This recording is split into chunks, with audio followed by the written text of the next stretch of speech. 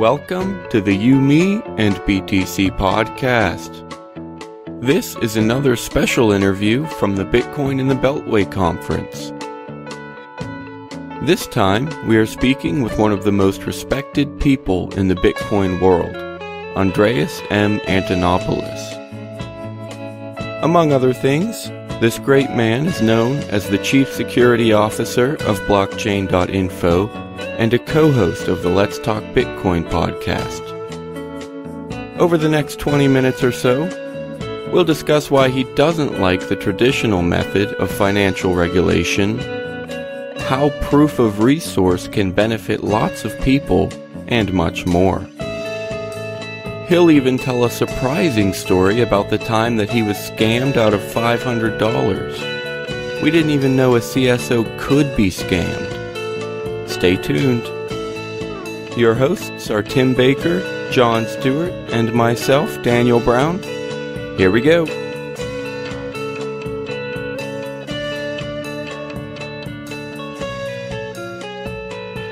Hey everybody, this is the You, Me, and BTC podcast. We are here again at the Bitcoin in the Beltway conference. I want to thank our sponsors, API Coin and Monero, again for getting us here. And right now we are prepared for, I think, one of our favorite interviews. I mean, it hasn't happened yet, but we're excited for it. We are sitting down with Andreas Antonopoulos, who is, if you don't know who he is, I don't really know why you're listening to our podcast. So, but he's really amazing and has all kinds of cool things to say.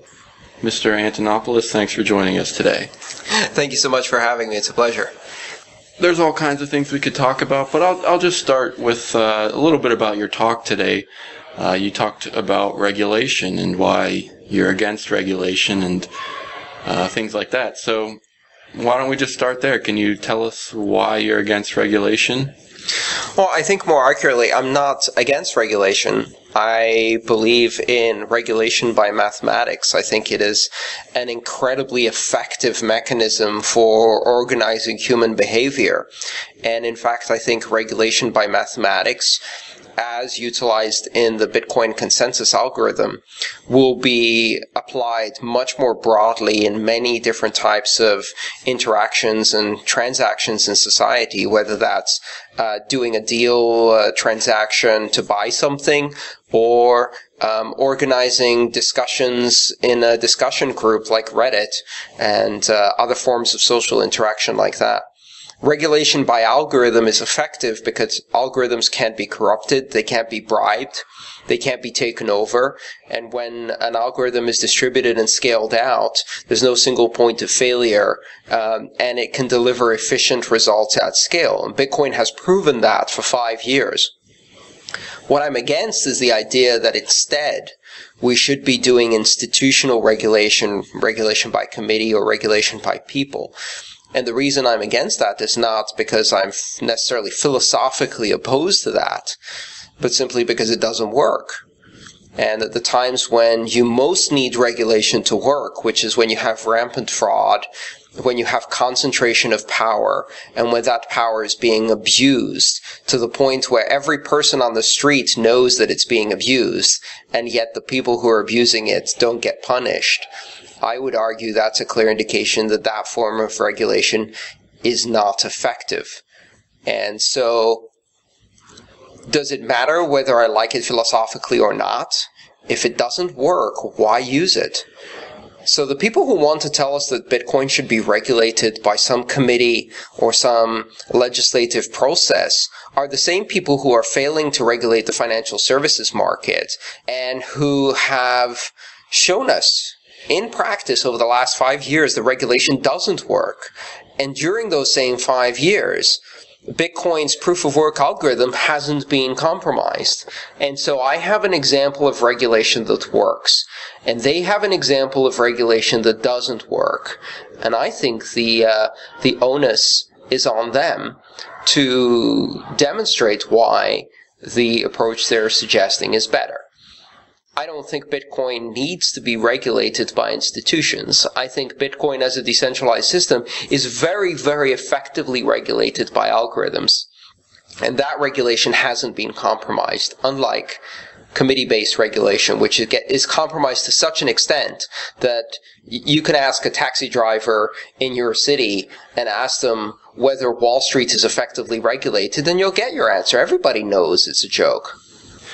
Yeah, I think it's really cool that you bring up just the practical ideas there, because I mean, a lot of people have those philosophical ideas against government, and probably ourselves a little bit too, but it's just clear. If it doesn't work, it doesn't work, and that's an important point to bring up. And the thing is to realize when it doesn't work, which is it doesn't work for those who are most vulnerable, and it doesn't work against those who are most powerful. And that's when it needs to work the most. That's when you really need regulation to be effective, when it victimizes many vulnerable people, and when some people have concentrated so much power that they can victimize millions of people with complete impunity, and victimize some of the most vulnerable people who don't have any other recourse. Shouldn't we be appalled at the fact that regulation fails us at a time when it's most needed? And that is the case right now. So I would say that there is no demonstration of viability in the current regulatory system. What we have instead is demonstration of impotence.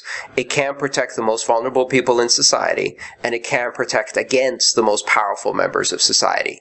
And that's when you need it the most.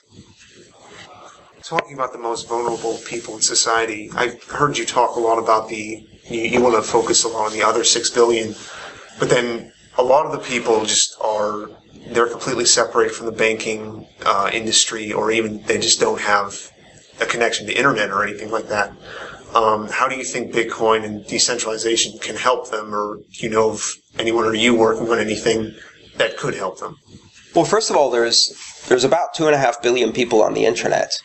And of those, probably only about half of them have access to bank accounts that have international credit capabilities, access to international markets, and low risk or low friction currency controls. So right now, there's 1 billion people on the internet who could use better forms of banking and have really, really cumbersome, controlled, difficult to use forms of banking that don't give them too many features and services. So Bitcoin is already superior, and they're already on the internet. I think those people can be reached first. Then you've got the penetration of cell phones, which has reached even some of the farthest corners of the earth. And so if you can make Bitcoin work with SMS, text messaging feature phones, like the Nokia 1000, which is probably the most popular phone in the world, there are literally billions of them. And you can find places all over the world where even some of the poorest people in the world have a little Nokia 1000, because it gives them the ability to connect to the world. And sometimes it's one of the most important possessions a family might have, or even a prized possession for in a village for someone who provides services through that phone to many, many others in that village. Well, what if you could get a Bitcoin wallet that's usable by SMS, that could be used by a feature phone like a Nokia, and be used in some of the most remote areas? Well, now you have the ability to bring banking services to places that have never been served before. So part of the trick here is to make Bitcoin technology more accessible by making it available to things like SMS. And there are several projects that are already doing that.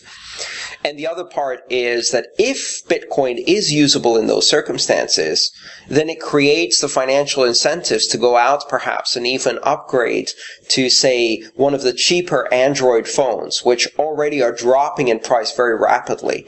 So that creates financial incentives to upgrade to smartphones. So imagine, for example, a kid in Lagos in Nigeria being able to go out and buy a $25, $30 Android smartphone, install software on that, and make themselves a mobile Western Union station, a mobile Bloomberg investment station, a mobile wire transfer station, and a mobile credit lending station. They become a bank. Add a scooter to that, and you've got a viable business that can visit 100 square kilometers and serve tens or hundreds of thousands of people off a single $30 Android phone. there's definitely the possibility that that becomes a viable business and that the funding to buy that phone will be there because it's an investment. So if you could start a bank with an investment of $30, then people will. Just like, nobody expected that cell phones would penetrate as fast as they did in the 80s and 90s in some of the most remote places in the world amongst poverty. But the truth is that when a device like that brings economic benefits to an entire community, the community will invest in that device. So if you can put a bank in a phone, then there's very many more reasons to buy a phone that has a bank in it. You mentioned something else today that I think can help a lot of people in some similar ways, and that's the idea of proof of resource, which is something that I haven't heard too much about before, so it might still be sort of fairly new. Can you tell us what proof of resource is and how that can help people?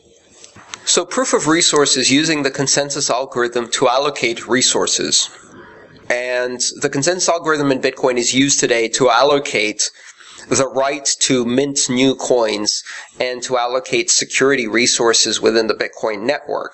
But there's no reason why you couldn't use it to allocate other forms of resource. One of the companies that's working in this space, rather interesting, is MaidSafe, MaidSafe. And they're working on a proof of resource protocol. I'm sure they're probably not the first, and they certainly won't be the last. We're going to see a lot of activity in that space. But the general idea here is that, let's say you have free disk space on your laptop and you have free CPU power. Well, if you could rent that out for someone else to run a process that doesn't impinge on your work, or to store some encrypted data as a backup on your drive, why would you do that? So you can do that today, but most people don't because there's no benefit. But what if when you were sharing your CPU and hard drive, that gave you credits? So the act of sharing was a proof of resource algorithm where you mine coins by sharing, and then you can use those coins to buy encrypted backup space and CPU on somebody else's computer later. Well, suddenly you've got incentives to share the resources you have. Or another example would be access mesh networks. So you have a Wi-Fi access point at home. Let's say you're near a cafe. Well, why not share your Wi-Fi for free? And then, as a result of that sharing activity, you're proving that you're sharing that resource through the participation of others who are using it. And you get rewarded by accumulating a coin, a mesh network coin, that proves that you were sharing your resource. And then when you go traveling in another country, another state, another city, and you need Wi-Fi access temporarily, you can spend that coin to get Wi-Fi access from someone else who is sharing, and they get credit for sharing that resource.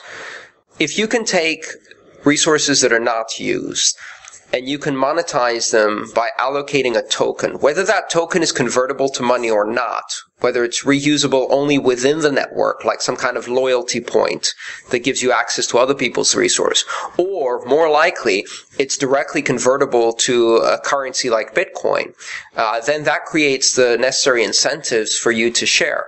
So the goal of increasing the capacity of the network in CPU, storage, bandwidth, whatever it may be, or whatever other resource may exist, and then being able to be paid for that. The sharing economy works. I mean, we see people do that with sharing their cars with Lyft and Uber, and sharing their homes with Airbnb. There's a company bootstrapping in San Francisco that had the idea of sharing your laundry capability so you could wash. If you have a washing machine in some places, the other option is a coin-operated laundromat that's, crowded and slow and whatever and expensive. So why not share your washing machine for other people who want to wash? I mean, all kinds of crazy ideas can come out of that. And you may not think any of these ideas are valuable. But if you suggested 2 years ago that people would share their cars and give rights to strangers, they think that was kind of wacky, and yet it's become a massive industry. And so proof of resource, what it does is it allows you to do the same things that Uber and Lyft and Airbnb are doing in the sharing economy. But instead of having a centralized company that's allocating these resources, you do it based on a decentralized consensus network. And that makes it more efficient, it makes it more scalable, it makes it globally applicable. It makes it difficult to shut down and disrupt, as we've seen a lot of cities do with things like Uber and Airbnb. And it allows direct peer-to-peer use with people without having any security problems, because you've got the consensus algorithm protecting the security of the resource. So these are some great ideas, because they really show not just the use of Bitcoin as a currency or even the Bitcoin technology as a platform, but just the use of the consensus algorithm, the idea that you can achieve distributed consensus through mathematics to allocate or secure a shared goal or activity and align it with the incentives of the participants. And I think that's fascinating stuff. It's regulation by algorithm applied to areas totally outside of the area of currency.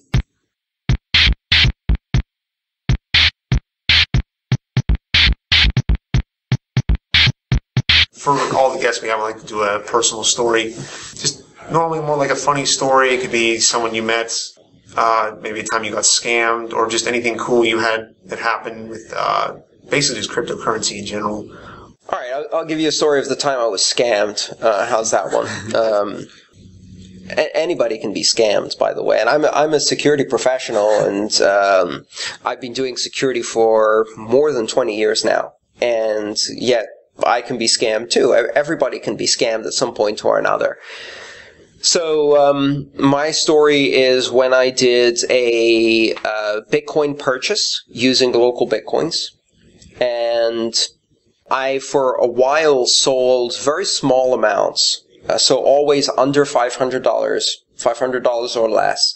Usually most of my sales were about $100 each, just to introduce new people. So people who wanted to figure out what Bitcoin was and wanted to find a way to buy Bitcoin. And so I sold little amounts on local Bitcoins just to help people. And, I would sell $100 and then I'd do a tutorial, help people set up a wallet and teach them how to use Bitcoin. And I always did it at a loss. So I always put a negative profit margin on there so that it wasn't for profit, it wasn't commercial, it was simply done as a service to introduce people to Bitcoin. And one day I had a slightly larger sale of $500, and I went and I put my Bitcoin in escrow and received an SMS code to unlock the escrow amount, as local Bitcoins does. And I received $500 in crisp 20s. And I sent the escrow code and I unlocked the Bitcoin, and we smiled, we shook hands, we exchanged pleasantries, and the deal was over. The next day, when I was spending one of those 20s, I discovered it was fake. And so I'd been handed $500 in counterfeit 20s. And I found out two things. One, counterfeit 20s are a hell of a lot better than most people think, and it's not easy to tell. So these looked very real, they felt real, they had many of the distinguishing marks. I won't go into too much detail, but after that I did a few more deals on local Bitcoins after that, and I used a counterfeit detection pen with a UV light, and I studied every note very, very carefully. And I've actually become much, much more careful with cash transactions and paying attention to the kind of money I'm being handed. The morale of the story is, I guess, the funny part of the story, if you like, is that the Bitcoin side of the transaction went through great. That was escrowed, it was guaranteed by the blockchain, it was unforgeable, there were no questions there. The dirty US dollars I got from the other party, however, were very, very fake. So even my worst story of fraud was not me getting scammed out of Bitcoin, but it was in fact me getting scammed through US dollars. Yeah, well thank you very much. Is there anything you want to plug or anything you'd want people to check out? Any websites or Twitter handles? So I would like to tell people that I am in the last stages of completing the book Mastering Bitcoin, which is coming out in the fall by O'Reilly Media, and will be a book for developers and technical people to understand how Bitcoin works. That book is available under a Creative Commons open source license, attribution share alike, and you can download chapters of the book from GitHub. where it's available now. If you search for Bitcoin Book on GitHub, or if you go to bitcoinbook.info, and I'm inviting people to contribute code and give me comments. And where I've made mistakes, please smugly correct me, and I will take those corrections and make the book better. So it's been a great experience, and I've had some superb participation from the community, and I'm looking for more people to try out the book, see what they like, see what they don't like, and give me feedback, so that by the time it comes out in the fall, it's really polished. Yeah, definitely check that out, everyone. Thank you very much again. Thank you.